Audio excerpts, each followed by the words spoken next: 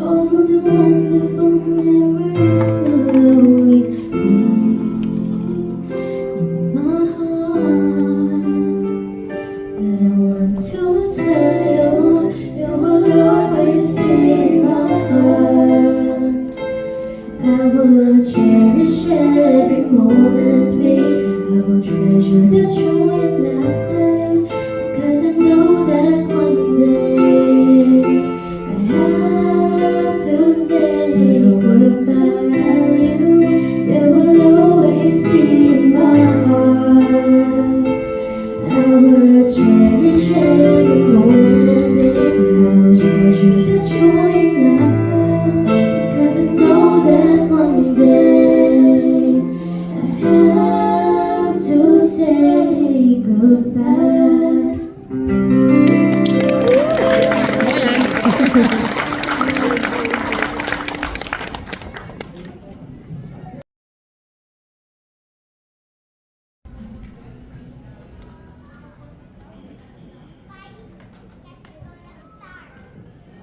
Pasensya na po kayo. Nahihirapan na nila lamunan ko. Hindi ako sanay sa mga ganito sa amin sa Pilipinas. Yung asawa ko hiligpitan ata ng gusto Yan, praise the Lord. Hallelujah.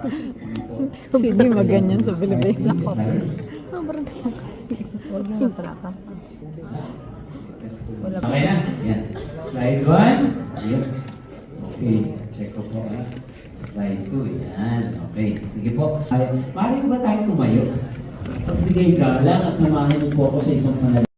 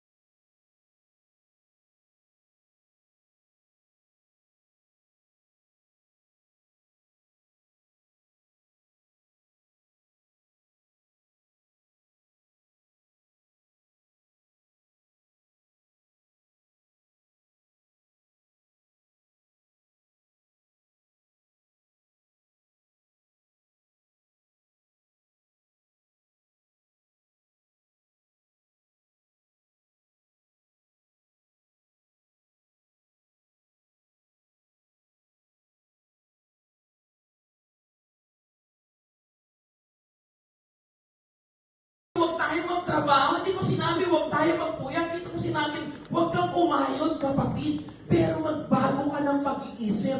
Kung ang kasalanan, ang gawa ng kaaway papunta doon, ikaw, taga dito nga, huwag kang pupunta doon.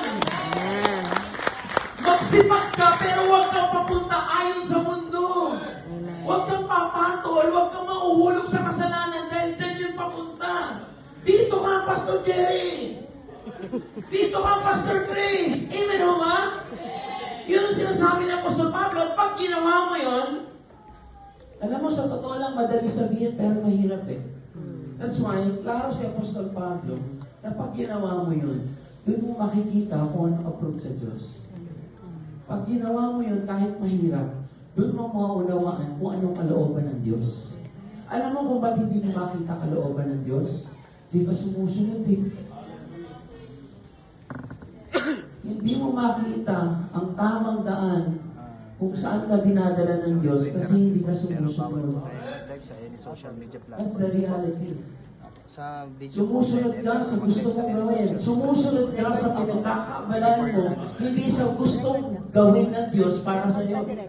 And no wonder, kapag others are real, others are not. These are memes. But this is reality. This is what's really happening. Around the world, hindi lang mo sa Pilipinas. And I'm talking about Philippines. Dati sa Pilipinas, uuwi ka, matatakot ka lang kapag kagabi.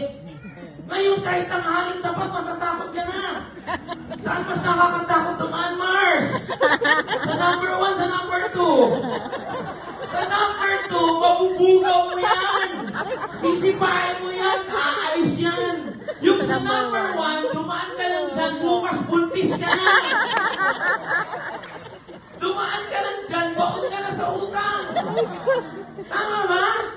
Hanggang ngayon, ganyan, praise God for that. Sa Pilipinas, eto na mismo. May na-aksidente na, may nangyari na, may nag-away na, wala akong tumutulong. Anong unang ginagawa? Binibidyo.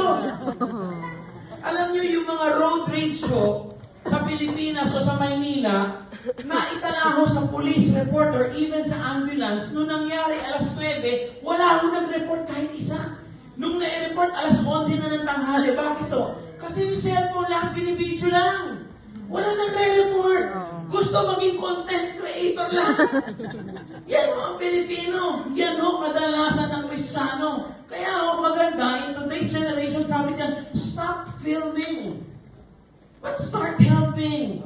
Ano sabi ng iba? Brother Bervin, okay naman ako eh. Tumutulong naman ako. Kaya mo naman yung iba, sa kanila na yan. Trabaho na ng barangay yan eh. Trabaho na ng pastor yan eh. Okay na ako sa ganito. Yung simple lang, pero mabait kahit konti. Nakakita na ho ba kayo ng konting bait? Yung konting bait, ganyan ho ang itsura. Maliit lang din ho yung pakpak. Nakita niyo? Alam niyo po, yung mabait na pupunta sa langit. Pero yung nagbabait-baitan, sa langit-langitan lang din po yun. Tignan niyo ho yung katabi ninyo. Di ba? Ayan, hindi ako nagsabi niya, pero mukhang langit-langitan lang. Hindi ho ba? Nakita ho natin. So iba na ho ang Pilipinas ngayon. So bakit hindi ka masusubok? So bakit hindi ka maiinis? Dahil ang gulo na ho. In fact, I'm sure, hindi lang sa Pilipinas, kahit sa Korea, basta pag may Pilipino, hindi mo maipaliwanag kung bakit ganito. Sa Pinas ka lang makakakita na nagsusukat ng pantalon, pero sa leeg. Alam mo, inimbestigahan mo ito, sa NASA, yung mga scientists, hindi may paliwanag ang connection ng meron ko sa leeg. Ang gulo mo. Nakita mo na